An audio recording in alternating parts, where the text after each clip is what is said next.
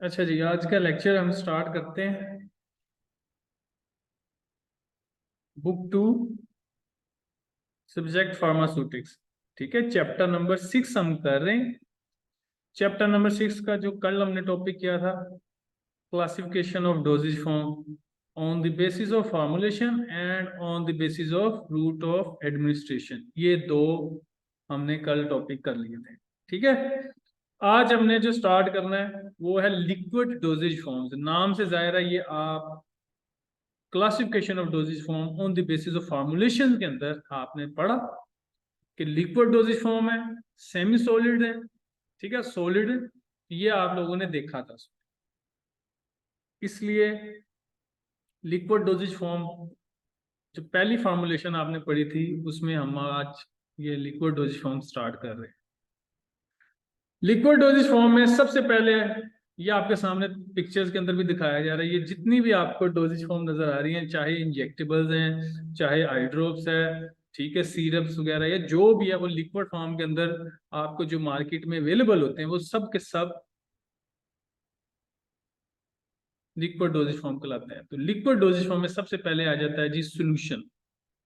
ठीक है जी, तो सोल्यूशन लिक्विड डोजेज फॉर्म में अब पहला कंपोनेंट या पहला डोजेज फॉर्म जो सोल्यूशन है, सोल्यूशंस क्या होते हैं आप लोगों को समझाने के लिए कि आपने जामेश्री को पानी के अंदर जब हल किया तो आपने देखा कि पानी का कलर पहले कुछ और होता है, जामेश्री को जब ऐड करते हैं तो उसके बाद पानी का कलर कुछ और हो जाता है। ठीक है, तो अब इसको हम बोलेंगे सोल्यूशन। क्यों? क्योंकि सोल्यूशन के अंदर आपने देखा कि जब आपने पानी में जामेश्री ऐड किया, उसको अच्छे तरीके से स्टिर किया, ठीक है, उसमें चम्मच घुमाया, तो आप देख रहे हो कि थोड़ी देर के बाद पूरे पानी, चाहे हम ऊपर से सैंपल लें, चाहे बॉटम से सैंपल लें, चाहे दरमियान से सैंपल लें, आपको एक जैसा कलर ही मिलेगा, एक जैसा टेस्ट मिलेगा। ठीक है, तो इसको कहते हैं, ये अब सोल्यूशन बन गया है। अगर आप कोई ऐसा मटेरियल पानी में ऐड कर रहे हो जिससे आपको पता चल रहा है कि कलर एक जैसा हर जगह पे नहीं है, बल्कि नीचे वाली सतह पे कलर जो सा कुछ और है, नीचे वाली सतह पे टेस्ट भी कुछ और है, ऊपर वाली सतह पे कलर कुछ और है, टेस्ट भी कुछ और, वो सोल्यूशन नहीं कहलाएगा। ठीक है, तो सोल्यूशन के लिए जरूरी है कि पूरे के पूरे जहां से मर्जी आप सैंपल लो, आपको एक जैसी जो खासियत है वो मिले। ठीक है, तो इस चीज को जो अभी मैंने बताया उसको जेन में रखते हुए अब मैं सॉल्यूशन की डेफिनेशन पढ़ने लगा हूं कि सॉल्यूशन में भी defined as a mixture of two or more components. तो एक या एक से ज्यादा कंपोनेंट्स का मिक्सचर होता है, मिक्स किया होता है, that form a single phase which is homogeneous and clear. ये है जी मेन प्रॉपर्टी सॉल्यूशन की। सिंगल फेज होनी चाहिए, होमोजीनियस होनी चाहिए और क्लियर होनी चाहिए। तो होमोजीनियस जिसमें बराबर तरीके से आपके सॉल्यूशन के अंदर आपके कंपोनेंट्स हल हो चुके हो। अब ये आपके सामने दो, ठीक है, कॉनिकल फ्लास्क दिखाई गई हैं। इनमें एक देखो, एक ब्लू कलर है, एक येलो कलर है। ये दोनों सॉल्यूशन इस वजह से खिला रहे हैं कि आप देखो, पहले ये सिंगल फेज नजर आ रही है, यानी आपको इसके अलावा कोई और एक ही आपको कलर नजर आ रहा है। दूसरा होमोजीनियस का मतलब कि ये पूरा आप ऊपर से नीचे तक देखो एक जैसा कलर फैला हुआ है, ये होमोजीनियस है। और थर्ड पे क्लियर, इसमें कोई आपको छोटे छोटे पार्टिकल्स, कोई ड्रॉप्स नजर नहीं आ रहे, तो ये सोल्यूशन है। ठीक है, उसके बाद सॉल्यूशन किस तरह तैयार होते हैं? सॉल्यूशन में आप क्या करते हो, पानी के अंदर आप सॉलिड भी ऐड कर सकते हो, लिक्विड भी ऐड कर सकते हो, गैस भी ऐड कर सकते हो, सॉल्यूशन बना सकते हो आप। ठीक है, ये जो कार्बोनेटेड ड्रिंक्स आप पीते हो वो भी गैस को लिक्विड के अंदर उन्होंने ऐड करके सॉल्यूशन बनाया होता है। ठीक है, तो ये आपको सॉल्यूशंस की डेफिनेशन समझ आ गई। अब है नेक्स्ट कि सॉल्यूशंस के मेन दो जो कंपोनेंट्स हैं, एक को कहते हैं सॉल्वेंट, एक को कहते हैं सोल्यूट। ये आप पहले 9th 10th क्लास के अंदर आप पढ़ चुके हुए हो कि आपने अगर एक पानी के अंदर एक चम्मच नमक को ऐड किया, ठीक है, तो नमक को आप ऐड करने के बाद देखोगे कि नमक मुकम्मल तौर पे पानी में हल हो गया। जब नमक मुकम्मल तौर पे हल हो जाए तब हम कहते हैं जी ये सॉल्यूशन तैयार हो गया। ठीक है, तो अब नमक जब मुकम्मल तौर पे हल होता है तो वहां पे सिंगल फेज बनती है, होमोजीनियस होता है, यानी कि होमोजीनियस आप जिस मर्जी ऊपर से या नीचे से या दरमियान में से कहीं से भी आप सैंपल लोगे तो आपको एक जैसा ही नमकीन मिलेगा। और ये थर्ड क्लियर भी होता है। तो इसका मतलब कि नमक को जब आप पानी में हल करो तो सोल्यूशन बन जाता है। अब उसमें जो नमक है वो क्या कहलाता है और जो पानी है वो क्या कहलाता है। तो ये अब आपके सामने सॉल्वेंट और सॉल्यूट कंपोनेंट्स, ठीक है। तो आपको जो पानी है उसको सॉल्वेंट बोलेंगे और जो नमक हमने ऐड किया है उसको सॉल्यूट बोलेंगे। ये बात ध्यान में रख लेनी है। इसी तरह नमक की जगह अगर हम शुगर को ऐड करें, चीनी ऐड करें, तो चीनी भी ऐसे ही पानी के अंदर हाल होकर क्लियर होमोजीनियस सिंगल फेज बनाती है। तो इस तरह फिर चीनी क्या हुई सॉल्यूट, पानी क्या हुआ सॉल्वेंट। तो सॉल्वेंट की दो मैंने आपको एग्जांपल दी है, सॉल्यूट की भी दो एग्जांपल दी है। तो इससे आपको क्या समझ आया कि सॉल्वेंट वो होता है जो ज्यादा मिकदार में होता है और जो अपने अंदर सॉल्यूट को हल कर लेता है उसको सॉल्वेंट बोलते हैं। तो यहाँ पे देखो, solvent is the liquid portion of solution in which another substance is dissolved to form a solution. ठीक है, तो सॉल्वेंट एक लिक्विड पोर्शन होता है जिसमें किसी दूसरे सब्सटेंस को हम डिसॉल्व यानी हल करते हैं to form a solution, solution बनाने के। ठीक हो गया। इसी तरह सॉल्यूट क्या होगा, सॉल्यूट यानी कि वो सब्सटेंस जिसको सॉल्वेंट में आप हल करते हो, जैसा कि नमक। तो a substance that is dissolved in another substance to form a solution.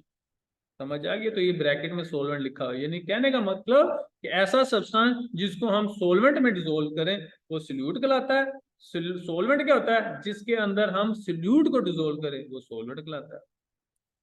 आगे बात समझ में। तो इसकी एग्जांपल मैंने आपको जिस तरह नमक को पानी में हल करने की दी है, तो यहाँ पे आपकी बुक में लिखी हुई है salt is solid before getting dissolved in water. पानी में हल करने से पहले साल्ट जो सा होता है, नमक सॉलिड फॉर्म में होता है and after dissolution it change from solid to liquid.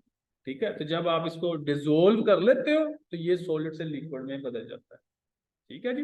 तो ये सॉल्वेंट और सॉल्यूट की होगी डेफिनेशन। अब है एडवांटेजेस और डिसएडवांटेजेस कि आपको मेडिसिन जो सी है डोजेज फॉर्म है वो सॉलिड फॉर्म में भी मिल रही है जैसे कि टैबलेट कैप्सूल, वो आपको सेमी सॉलिड फॉर्म में भी मिल रही है जैसे क्रीमें वगैरह।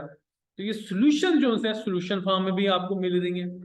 ठीक है, सोल्यूशन फॉर्म की बेस्ट एग्जांपल है निमकोल, ओआरएस। ओआरएस का साशी आप लेते हो, पानी में ऐड करते हो, वो मुकम्मल तौर पर पानी में आलू के सोल्यूशन बना देता है ओआरएस।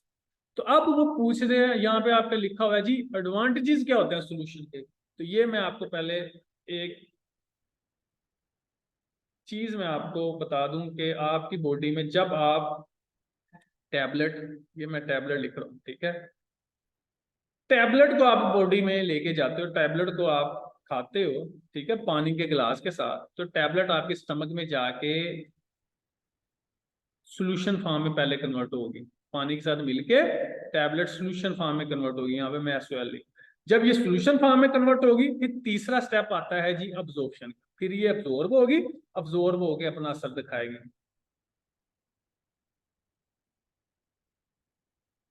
ठीक हो गया, ये तीन स्टेप के ऊपर टैबलेट जाके असर दिखा रही है।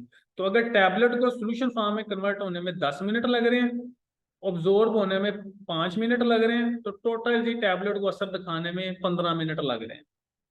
ठीक है, लेकिन अगर आप अपनी मेडिसिन को डायरेक्ट सॉल्यूशन फॉर्म में दे रहे हो, तो सॉल्यूशन के बाद डायरेक्ट मेडिसिन ने आपकी बॉडी में जाके सिर्फ अब्जॉर्ब होना है।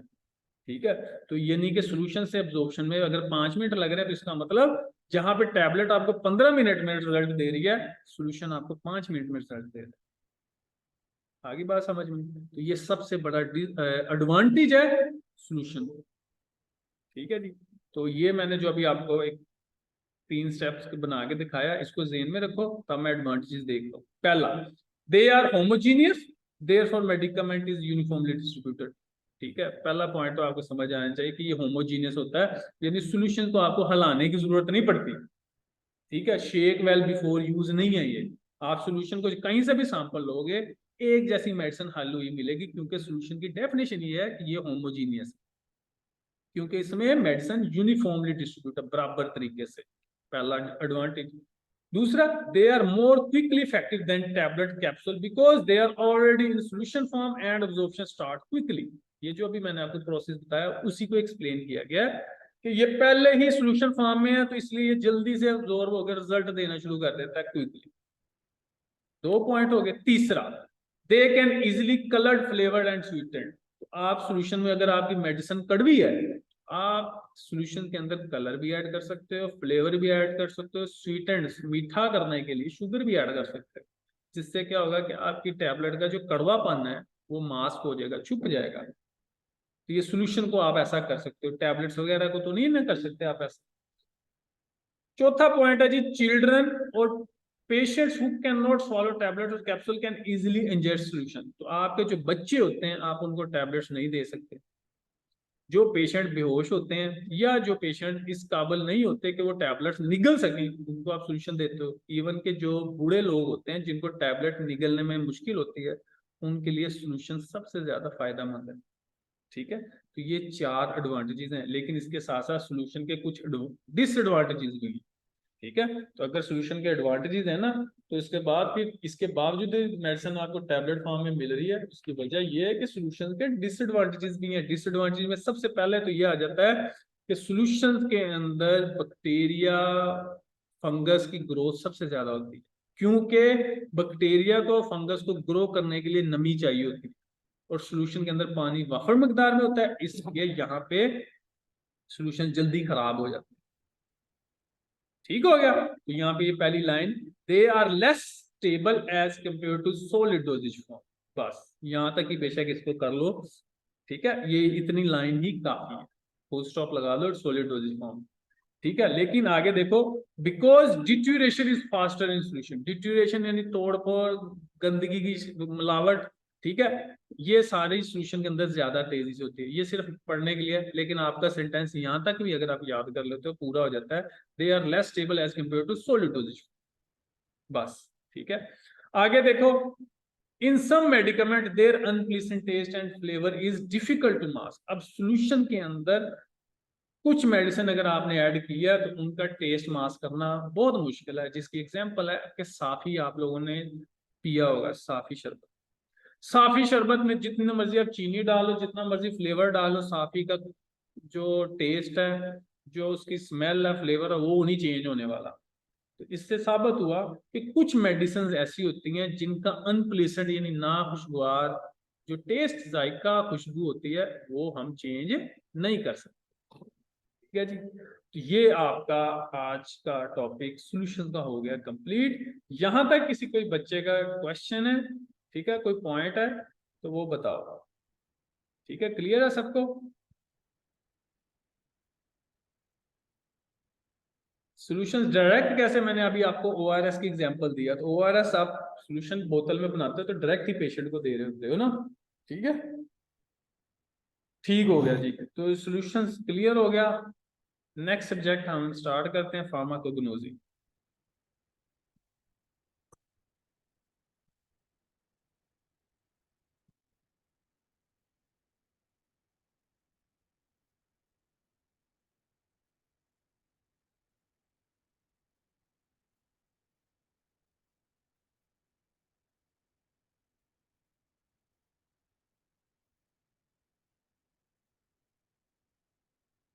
अच्छा जी, आपकी बुक 2 का जो दूसरा पार्ट है, दूसरा सब्जेक्ट है, वो है जी फार्माकोग्नोसी।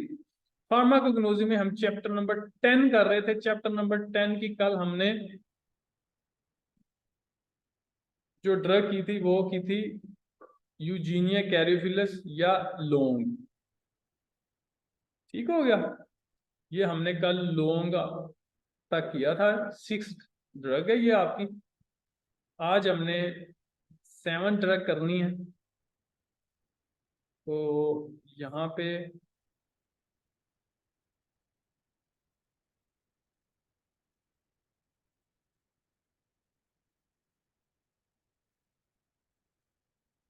सेवन ड्रग आ गई जिससे आप बहुत ज्यादा फेमिलियर हो। ठीक है, 7 ड्रग। कोई बच्चा मुझे बताएगा ये 7वीं ड्रग जो देख के क्या लग रहा है आपको, ये क्या होगी? हल्दी। हल्दी। ठीक हो गया, तो आप देखो ड्रग का, हल्दी को इंग्लिश में क्या कहते हैं? करकुमा। ठीक है, करकुमा ड्रग का नेम है। बायोलॉजिकल नेम क्या है? Curcuma longa. Curcuma longa. ठीक है जी, बायोलॉजिकल नेम।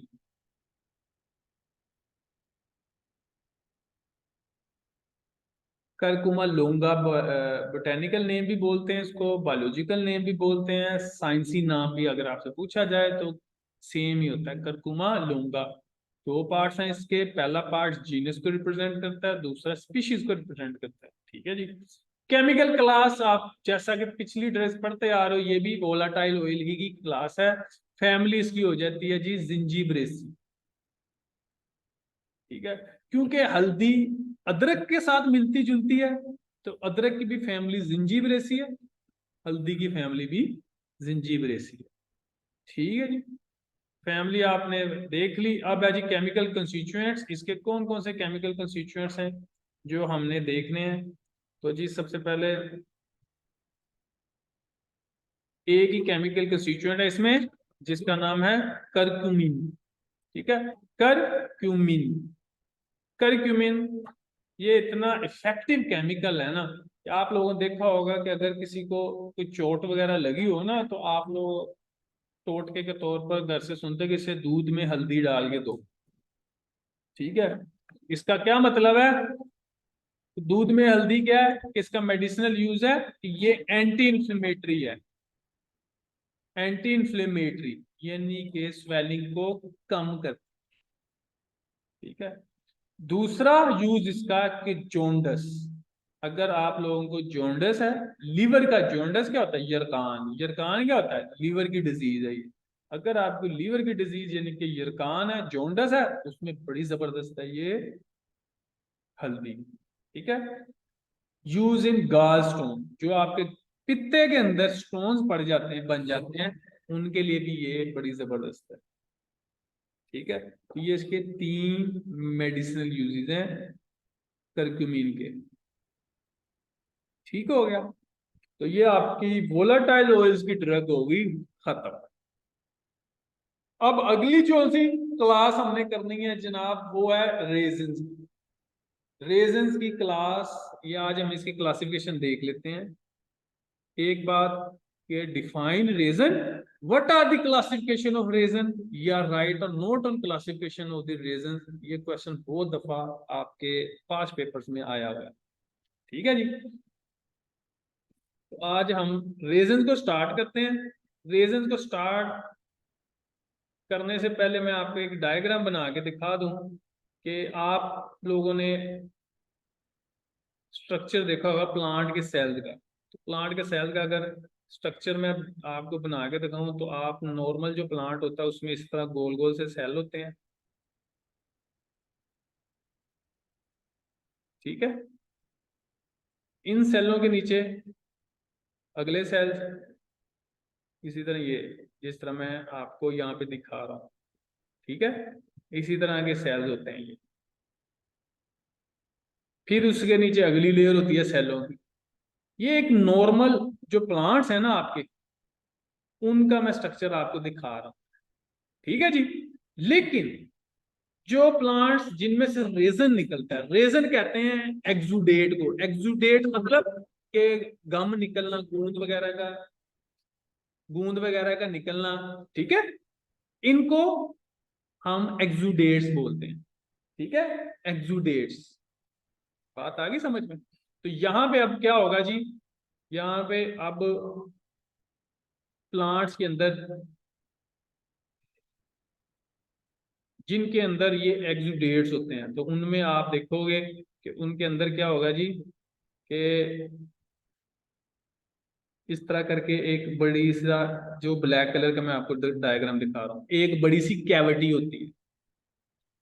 नॉर्मल प्लांट के अंदर आपने देखा सेल आपस में जुड़े होते हैं बिल्कुल साथ साथ, लेकिन जो जिन प्लांट में से गम निकलनी होती है, जिन प्लांट में से लिक्विड निकलता है, रेजन निकलते हैं, उनके अंदर क्या होता है कि सेलों के दरमियान में इस तरह ये ब्लैक कलर का एक खाली थैली सी होती है। ये हर जगह पे थोड़े थोड़े वक्फे के बाद ये थैलियां मौजूद होती हैं। ठीक है, इनको कहते हैं शीजोजीनस कैविटीज। ठीक है, ये थैली शीजोजीनस कैविटी कहलाती है।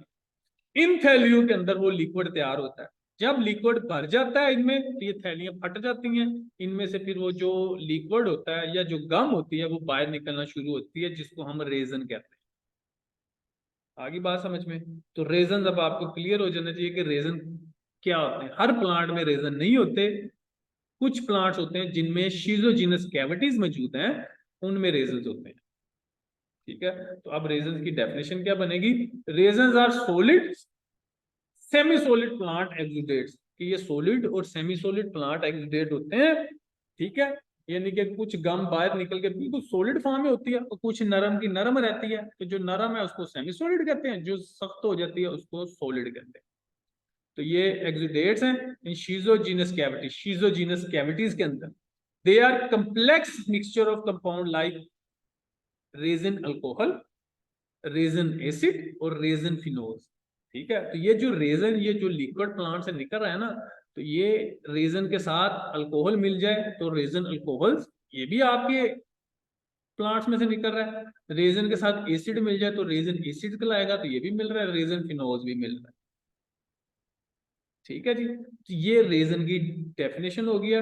रेजन की जो प्रॉपर्टी है एमसीक्यूज के लिए देखनी है आपने, कि resin naturally usually transparent yellow to brown. तो आपने जो प्लांट में से गम या गूंद निकलते देखी है ना, तो वो येलो कलर की होती है, लेकिन ज्यादातर ब्राउन कलर की होती है। ठीक है, और जिनको हम मेल्ट भी कर सकते हैं और बर्न, जला भी सकते हैं। ठीक है, most are exuded from trees specially pines, जो पाइन्स के दरख्त होते हैं उनमें सबसे ज्यादा ये निकलती है। ठीक है, तो रेजन की डेफिनेशन, तो बाकी इंशाल्लाह नेक्स्ट लेक्चर के अंदर हम क्लासिफिकेशन ऑफ रेजन कर लेंगे। तो डेफिनेशन से रिलेटेड और जो हमने करकुमिन करकुमा जो आपने ड्रग अभी की है, उससे रिलेटेड किसी का कोई क्वेश्चन, कोई पॉइंट समझ नहीं आया तो बताओ। क्लियर है सबको?